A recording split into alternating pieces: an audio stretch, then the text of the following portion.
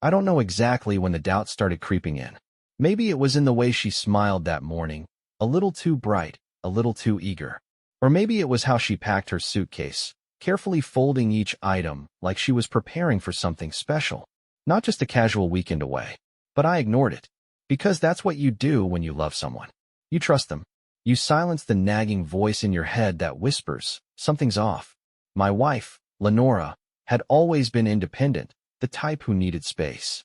When she told me she was going on a weekend trip with some girlfriends from her yoga class, I barely thought twice about it at first. We had been married for 5 years, together for 8. A short trip wasn't a big deal. At least, that's what I told myself.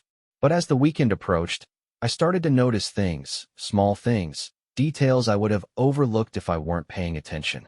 Like the new lingerie stuffed at the back of her drawer. The kind she never wore around me. Like the way she had been hitting the gym harder, spending extra time getting ready in the mornings. Like the sudden, almost frantic attachment to her phone. Always face down, always on silent. And yet, I still didn't say anything. I didn't want to be the paranoid husband, the insecure one. So when Friday came, I watched as she pulled out her suitcase, that same strange smile on her lips. She was practically glowing. You excited? I asked, keeping my voice light. She barely looked at me. Yeah, it'll be nice to get away for a couple of days. I nodded, watching her pack. The usual stuff, clothes, toiletries, but then, something else. A small black dress. High heels I hadn't seen in years. Perfume she only used on special occasions. A knot tightened in my stomach. So, where exactly are you going again? I asked, trying to sound casual. Just a cabin upstate, she said without hesitation. You know, a little girl's retreat. Yoga, wine, all that stuff. Yoga and wine. Right. I forced a smile and leaned against the doorframe. You'll text me when you get there? She zipped up her suitcase and turned to me with that same unreadable expression. Of course. But she didn't. Not that night. Not the next morning. At first, I tried to brush it off. Maybe they didn't have good reception. Maybe she was just caught up in the fun. But the silence gnawed at me, slowly turning into something I couldn't ignore. So I did something I had never done before. I checked our shared location. And that's when my stomach dropped. She wasn't upstate. She was in a city hotel, 2 hours in the opposite direction. I stared at the screen, my heart pounding in my chest. My brain scrambled for logical explanations, but deep down, I already knew. She wasn't with her friends. She wasn't on a yoga retreat. She was with someone else. And the worst part? She thought I'd wait. She thought I'd sit at home, oblivious, while she explored new experiences. But she had no idea who she was really leaving behind. Because by the time she came back, I would be long gone. I sat there for what felt like hours, staring at the blinking dot on the screen. My wife, no, Lenora, wasn't where she said she'd be. She wasn't in some cozy little cabin, sipping wine with her yoga friends. She was at a hotel, 2 hours in the opposite direction. My stomach clenched, a mix of rage, disbelief, and something else, something heavier. I wanted to deny it. I wanted to convince myself that maybe there was a reasonable explanation. Maybe she had car trouble. Maybe they changed plans last minute. But I wasn't stupid. I wasn't the naive, trusting husband she must have thought I was. I tapped the hotel's name into my phone, my thumb hovering over the call button. What was I even going to say? Hey, is my wife checked in? They'd never tell me. But my hands moved on their own, and before I could second-guess it, I was already pressing dial. A few rings. Then a cheery voice answered. Thank you for calling the Mayfair Hotel. How can I assist you? I took a slow breath. Yeah, I just need to confirm a reservation. Lenora Vance. There was a pause. My pulse pounded in my ears. Ah, yes. Mrs. Vance checked in yesterday evening. Would you like me to leave a message for her? I felt the blood drain from my face. I had hoped. God, I had hoped. They'd say no reservation existed under her name. That somehow I was wrong. But no, she was there. I swallowed the lump in my throat. No message. Thanks. I ended the call and sat back in my chair, gripping my phone so tightly my knuckles went white. She lied. She had looked me in the eyes, kissed me goodbye, and fed me a perfect little story about yoga and wine. And the worst part? I had believed her. I could have let it slide. Could have pretended I never checked. But something in me snapped. She had already made her choice. Now it was my turn. I didn't sleep that night. My mind was racing, caught between fury and cold, bitter clarity. This wasn't something I could fix. Lenora had already made her decision before she even walked out that door, and I refused to be the fool who waited for her to come back. The next morning, I started packing. Not my things. Hers. Piece by piece, I emptied the closet, stuffing her clothes into garbage bags. The fancy dresses, the lingerie she hadn't worn for me in years. I yanked open her nightstand drawer and found a bottle of perfume, the one she took with her, the one she wore for him. My hands shook as I threw it in the bag. Every item felt like a slap to the face, a reminder of what she had thrown away for some fleeting thrill. Then, I went to work. I called our landlord and told him I was breaking the lease, paid the penalty fee, canceled our joint accounts, moved my direct deposits to a new bank under my name only. I left just enough to cover her hotel stay. She wanted to be single for the weekend? Fine. She could come back to an empty apartment. By noon, everything was set. I loaded the garbage bags into my car and drove them to her mother's house. Her mom answered the door with a smile that quickly faded when she saw my face. Henry? What's going on? I handed her the bags. Lenora will need these when she gets back. Her eyes widened. What do you mean? She's on a trip. I let out a bitter laugh. Yeah, a trip with some guy at the Mayfair Hotel. She can stay there. She sure as hell isn't coming back to me. Her mother covered her mouth, horror dawning on her face. But I didn't stick around for explanations. I turned on my heel and left. By the time Lenora finally texted me that evening, I was already settled in at a friend's place. Hey babe, sorry, no signal all weekend. Miss you. Can't wait to see you tomorrow, Red Heart. I stared at the message, my blood boiling. She really thought I was an idiot. I took a slow breath, then typed my response. No need to rush. Your stuff's at your mom's. Have a great life. I hit send. Then I turned off my phone.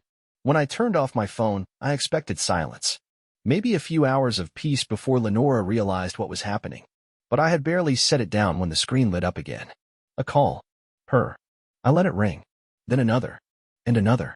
She wasn't dumb.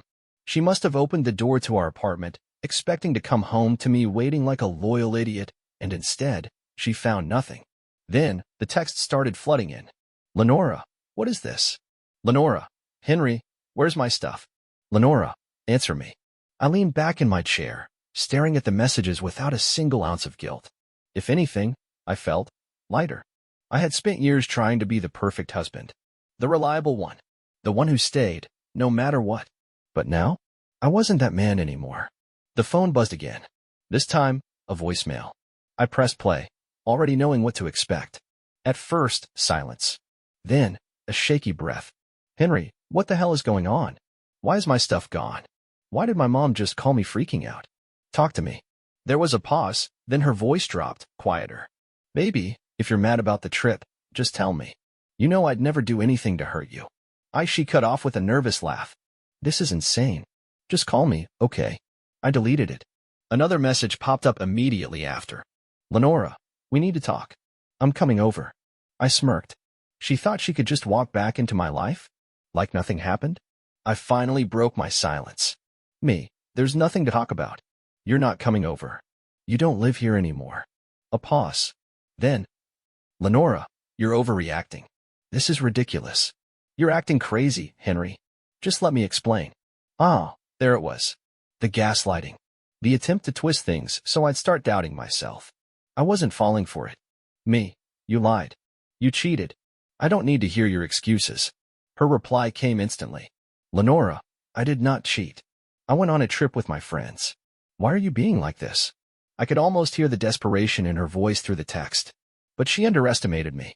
I sent her a screenshot. The one with her hotel check-in confirmation.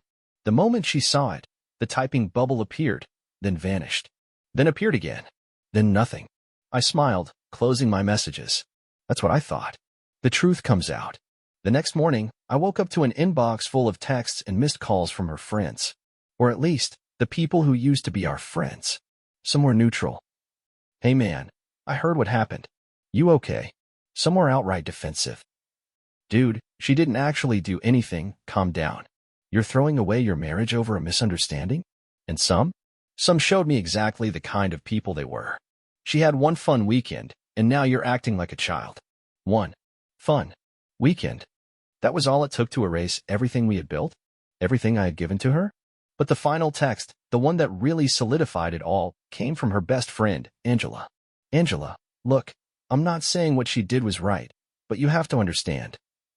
She felt trapped. You weren't exciting anymore. She needed to feel alive again. That doesn't mean she doesn't love you. I stared at the message, letting every word sink in. Trapped. Not exciting anymore. Like I was some worn-out old sweater she had outgrown.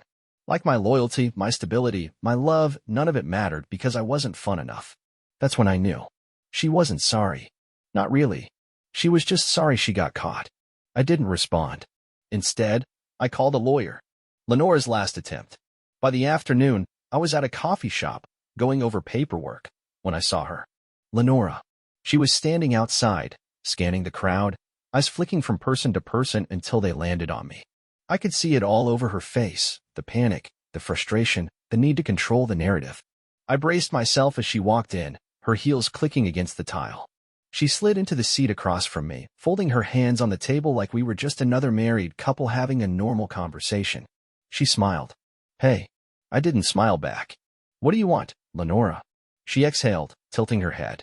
Are we really doing this? I raised an eyebrow. Doing what, exactly? A civil conversation? You sure weren't interested in that when you left. Her expression faltered. Okay. Look, I get that you're mad. I understand. But you took it too far. You didn't even give me a chance to explain. I scoffed. Explain what? That you weren't on a girls' trip? That you were in a hotel with someone else? I don't need an explanation, Lenora. I know what happened. Her jaw clenched. Nothing happened, Henry. She hesitated, then softened her voice. I needed space. I needed time to think about us. I leaned back. And you needed a hotel room to do that? A flicker of guilt flashed across her face, gone in an instant. It wasn't like that. Then tell me, what was it like? She opened her mouth, then closed it. I waited, but she had nothing. That's when I knew she wasn't just lying, she was scrambling. Searching for an excuse, a half-truth that I'd be willing to accept. But I wasn't that guy anymore. I pushed the divorce papers across the table. Signed them. Her face drained of color. You're not serious. I didn't say anything. Just looked at her. For the first time, real panic set in. Henry, I made a mistake. I love you. I shook my head, standing up. No, Lenora. You loved having me. You loved knowing I'd always be there, no matter what you did. But I deserve better. I turned to leave, feeling lighter than I had in years. Lenora called after me, desperation creeping into her voice. Please, can we just talk? I glanced back one last time. We just did. And with that, I walked out. Lenora didn't give up easily. I expected her to scream, cry, make a scene in the coffee shop, but she just sat there, staring at the divorce papers like they were some kind of foreign object. I walked away, but I knew this wasn't over. Not yet. And I was right. By the time I got back to my friend's apartment, my phone was full of messages. Lenora, Henry, please, just talk to me. Lenora, you're throwing everything away over a misunderstanding. Lenora, this isn't fair. Fair. That word made me laugh. Fair? Like lying to me was fair? Like spending a weekend in a hotel with another man was fair? I ignored her. Then came the guilt tripping. Lenora, I don't know where to go. I don't have a place anymore. Lenora, you didn't even give me a warning before you threw me out. Lenora, I'm still your wife. Doesn't that mean anything? That last one almost got me. Not because I wanted her back, but because for a split second, I remembered what it felt like before all of this. Before I knew what she was capable of. But then I reminded myself this was her doing. She made this choice the moment she checked into that hotel. I turned off my phone and went to bed. The next morning, she escalated. I was barely awake when there was a loud knock at the door. Not just a normal knock, a banging. My stomach twisted. I knew exactly who it was. I hesitated for a second, then pulled the door open. Lenora stood there, eyes red, hair a mess, looking like she hadn't slept all night. She wasn't alone. Her mother stood next to her, arms crossed, lips pressed into a thin line. Great. Henry, Lenora started, voice shaking. Can we talk? I sighed. We already did. Her mother cut in. Is this really necessary? You've been together for years. You're just going to end it like this. I clenched my jaw. She ended it, not me. Lenora let out a shaky breath. I didn't cheat on you, Henry. I raised an eyebrow, then explained the hotel. She opened her mouth, then hesitated. I needed space. I was thinking about us. About our marriage. I laughed. And you needed lingerie and perfume to think about our marriage? She paled. Her mother shot her a look. I stepped forward. No more lies, Lenora. I know what happened. I know you weren't with your yoga friends. And I know you thought I'd just sit at home waiting for you to come back like nothing happened. Her mother turned to her. Lenora, is this true? Silence. That was all I needed. I looked back at her mother. I left her stuff at your house. She can stay with you. Lenora's voice cracked. Henry, don't do this. I met her eyes, but I didn't feel anything anymore. No anger, no sadness, just exhaustion. It's already done. I shut the door. She stood outside for a few more minutes. I could hear her whispering to her mom, hear the sound of her shoes shifting on the porch. Then, finally, silence. I locked the door and leaned against it, exhaling. This was just the beginning, and I was ready for whatever came next. I expected some kind of finality after that confrontation. I thought maybe, just maybe, Lenora would accept it and leave me alone. But I had underestimated her. The next morning, I woke up to a long email from her. Not just a couple of paragraphs, pages. At first, I didn't want to read it. But curiosity got the better of me. She started off with the usual. How much she loved me, how this was all a mistake, how I was throwing away years of our marriage over one misunderstanding. Then came the excuses. I wasn't thinking clearly. I needed to feel like myself again. I never meant to hurt you. But the part that really got to me was when she tried to shift the blame. You haven't been present lately. You've been so focused on work. I just wanted to feel wanted again. That was it. That was the moment I knew there was no saving this. Because I hadn't been present? Because I had been working hard to support us? That gave her an excuse to lie to me? To run off for the weekend with another man? I closed the email without finishing it. She wanted me to feel guilty. She wanted me to doubt myself. But I wasn't the problem here. Still, I knew she wouldn't stop. By noon, she was calling my friends. Some of them ignored her. Others, like my best friend Jonah, called me immediately after. Dude. Jonah sighed the moment I answered. Your wife just called me sobbing. Told me you threw her out on the street with nowhere to go. I pinched the bridge of my nose. She's at her mom's. She's not homeless. That's what I figured, he said. She's trying to spin this like you're the bad guy. I scoffed. Of course she is. You want me to say anything to her? I thought about it for a second. No. Let her talk. People will believe what they want. I had nothing to prove. The real storm came that evening. I had just finished dinner when my phone buzzed. A new message from an unknown number. You're making a mistake, Henry. I frowned, typing back. Who is this? 3 dots appeared then. Just someone who thinks you should hear Lenora out. A chill ran down my spine. This wasn't just some random person. Someone was actively trying to get me to reconsider. I ignored it. But 5 minutes later, another message came in. She was lost, man. She didn't mean to hurt you. We all make mistakes. That confirmed it. It wasn't just one of her friends. It was him. The man she had been with. My hands tightened around my phone. He had the audacity to message me? To tell me I was the one making a mistake? I exhaled slowly, forcing myself to stay calm. I could have responded. I could have let my anger take over. But I didn't. I blocked the number and set my phone down. Because at the end of the day, I had already won. Lenora thought she had everything figured out. She thought she could walk away for the weekend, have her fun, and come back to the life she had built with me. But now, I was the one who had moved on. And she was the one left scrambling. I didn't respond to him. Whoever he was, her friend, her lover, her mistake, it didn't matter. The moment I blocked the number, I felt a strange sense of relief. But the relief didn't last long. Because Lenora wasn't done. The next morning, I woke up to a knock on the door. Not pounding this time, just a slow, persistent tapping. I already knew who it was before I even opened it. Lenora stood there, looking more put together than last time. Her hair was neat, her clothes were pressed, like she had spent the whole night preparing for this conversation. I didn't invite her in. She took a deep breath. Henry, please. I crossed my arms. What do you want, Lenora? She swallowed hard. I just need to talk to you. Face to face. No texts, no calls. Just us. I should have slammed the door in her face. I wanted to. But some part of me, maybe the part that still remembered the good times, let her speak. So I stepped outside, closing the door behind me. Talk. She hesitated, wringing her hands. I know I messed up.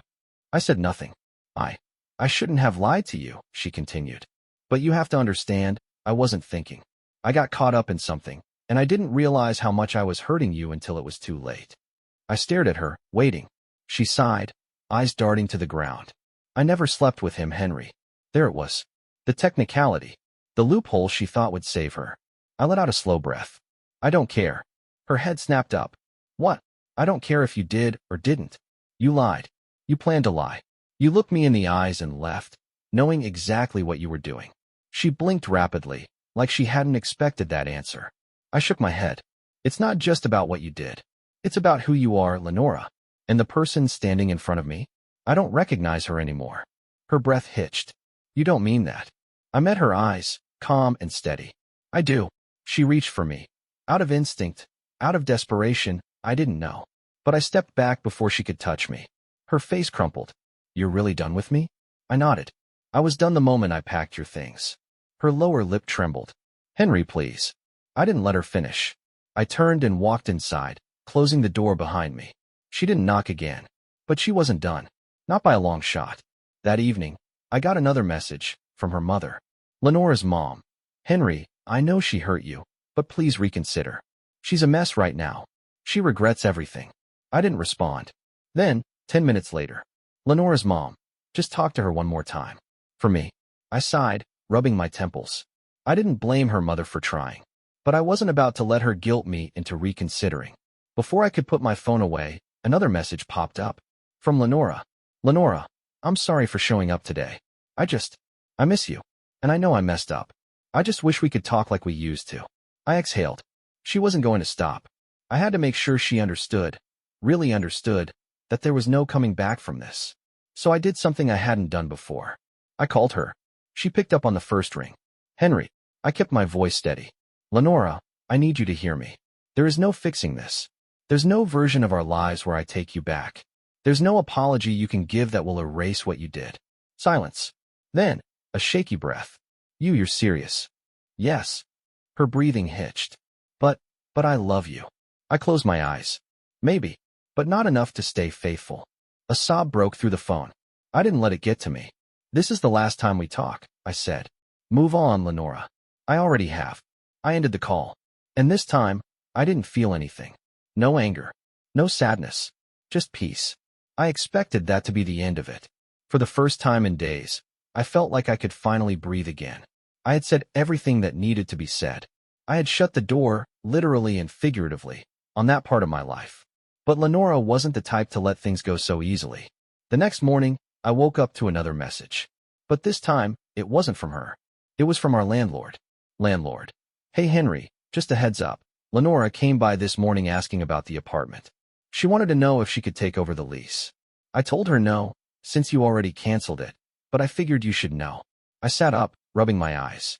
She what? She was still trying to claw her way back in. Even after everything, she still thought she could undo it all. I called him immediately. Hey, I said as soon as he picked up. Did she say anything else? She seemed surprised when I told her you already broke the lease, he said. She kept asking if you left a note for her, like she was expecting some big dramatic explanation. I let out a bitter laugh. Yeah, well, she's not getting one. She also asked if you were staying in town, he added. I didn't tell her anything, but figured you should know. I clenched my jaw. She wasn't just trying to fix things, she was trying to track me down. I thanked him for the heads up and ended the call. Then I did something I should have done earlier. I changed my number. Blocked her mother, blocked anyone who had tried to get me to reconsider. Because I was done. But of course, she had one last trick up her sleeve. A week passed with no contact, and I started to believe that maybe, just maybe, she had finally accepted reality. Then Jonah called me out of nowhere. You're not gonna believe this, he said, his voice tense. Lenora's been telling people you cheated on her. I almost dropped my phone. What? Yeah, man.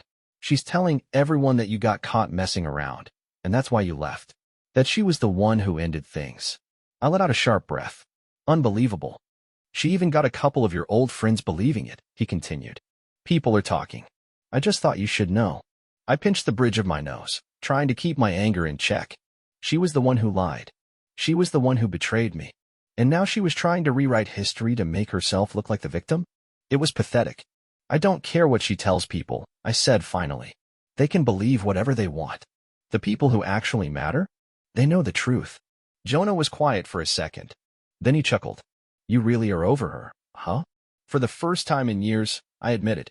Because it was true. For the first time in a long time, I felt free. Let her talk. Let her spin whatever story she needed to make herself feel better. It didn't change reality. She had walked away first. And now, I was walking away for good. I thought about confronting her. About exposing every single lie she was telling. About sending proof, the hotel reservation, the texts, everything, to the people she had manipulated into believing her version of events. But then I stopped myself. Because why did it matter? I had already won. I had my life back.